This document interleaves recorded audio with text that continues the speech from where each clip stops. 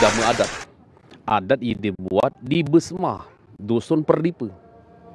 Jadi kalau ada yang menolak, menafikan fakta sejarah ini, jema ini hegengnya semenda. Banyak yang hegengnya semenda. Mengapa hegeng semenda? Karena keilmuannya, karena kemuliaannya. Padahal semenda tu jurai Besmah. Ngapa ada iri dengki jema kita ini, ya jema semenda, mengkerdilkah? Karena memang Belanda membuat pecah belah tadi, politik adu domba. Sehingga semenda tadi seolah-olah Kabupaten Muara Enim tadi. Kalau berbicara semenda ini seolah semenda itu di Kabupaten Oku Selatan. Padahal ini masukkan semenda itu adalah nama adat yang berlaku di Besmah. Mengiloi tatanan peradaban budaya yang ada di Besmah. Karena pada masa itu sebelum abad ke-17 peradaban adat dan budaya di Besmah waktu itu dianggap jahiliyah. Walaupunlah masuk atau bungsu di abad ke-15, tapi di abad ke-17 itu Islam belum totalitas dan penuh dengan jahiliyah waktu itu sampai abad 17. Ditambah lagi peran Belanda, ia menjajah Nusantara. Karena itulah Puyang Awak, Tuan Sayyid Nurkodim Al-Baharudin di tahun 1650 mengumpulkan ulama-ulama Nusantara yang merupakan terah-terah raja, terah-terah sultan. Bahkan mereka itu adalah penguasa di wilayah adat masing-masing. Untuk berkumpul sekaligus mereka sebagai ulama di dalam tajuk Muzakara Ulama Rumpun Melayu tahun 1650 atau tahun 1072 Hijriah.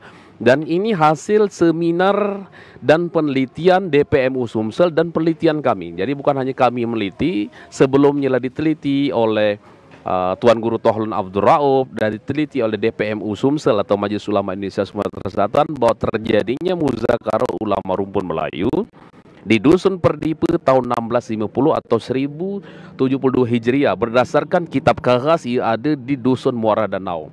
Ialah diteliti oleh para peneliti. Maka membuktikan adanya pertemuan kurang lebih 40 ulama rumpun Melayu di Dusun Perdipa. Tu apa guna mereka berkumpul? Mereka memantapkan kebersamaan, kebersatuan di dalam membendung pertama imperialisme, menolak penjajahan Belanda di Nusantara, termasuk menolak penjajahan kemudian di ada di British ataupun Inggris yang masuk ke wilayah sebelah ke Semenanjung, Malaysia dan sebagainya. Nah, makanya di dalam Muzakara Ulama Rumpun Melayu tersebut hadir ulama-ulama bukan hanya di kita di Besmah. Ada Sandi Banten, ada namanya Puyang Hasanuddin, tapi bukan Sultan Hasanuddin karena beda timeline sejarah. Kemudian ada Sandi Mataram. Mataram ini ramai. Waktu itu Mataram merupakan satu kerajaan Islam. Mataram, Kesultanan Mataram. Ada Bapu Puyang-Puyang yang datang pula, termasuk terahnya sampai ke Puyang Regan Bumi. Regan Bumi pun Sandi Mataram, asal muasal ke pucuk Sandi Besmah, yaitu keturunan Puyang Atung Bungsu. Kemudian ada lagi Puyang Kecabang Sanakpura, ada Puyang Agung Nyawa, yaitu dari Terengganu, Malaysia, atau Syekh Abdul Malik. Nah, kami pula ziarah dalam 5 bulan lalu ke makam Syekh Abdul Malik Terengganu. Dalam 7 bulan lalu ke Syekh Abdul Malik Terengganu atau Puyang Agung Nyawa. Ia juga turut merumuskan adat semenda di Perdipa. Jadi ada isan di Terengganu, Malaysia, ada isan di Fak-Fak Ternate. Wallahualam namanya ini kami belum menemukan siapa yang isan di Ternate, isan di Fak-Fak Irian maksudnya, Fak-Fak Irian, kemudian isan di Ternate Maluku Utara Makniari. Itu nama-nama kami temukan. Ditemukan adalah Sandi Malaysia bernama Syekh Abdul Malik, itu Terengganu, di Terengganu, Malaysia. Kemudian Puyang Pendekar Raja Ahmad, itu dari Pagaruyung, atau yang kemudian bergelar Sultan Ahmad Shah.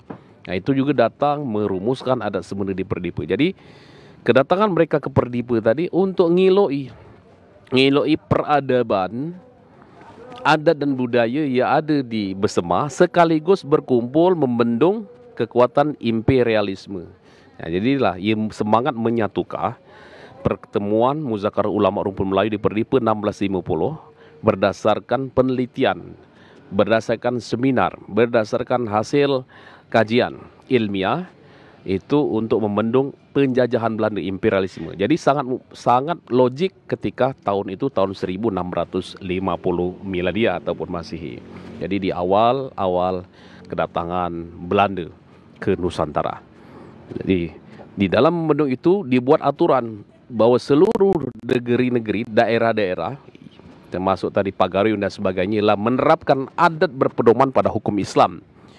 Dengan begitu memberikan semangat fisabilillah, memberi semangat sebagai mujahid untuk membendung, melawan penjajahan Belanda di masing-masing wilayah adat dan budaya.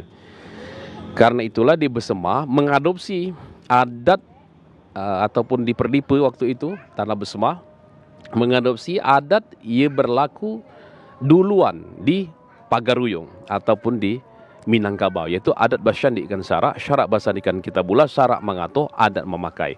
Disitulah diterapkan di Besema ataupun disebut dengan adat semenda dengan prinsip adat basyandika syarak basandika kitabullah. Inilah pusaka keakuan Dewa Kayangan Tinggi ngapu yang jadikan jagan.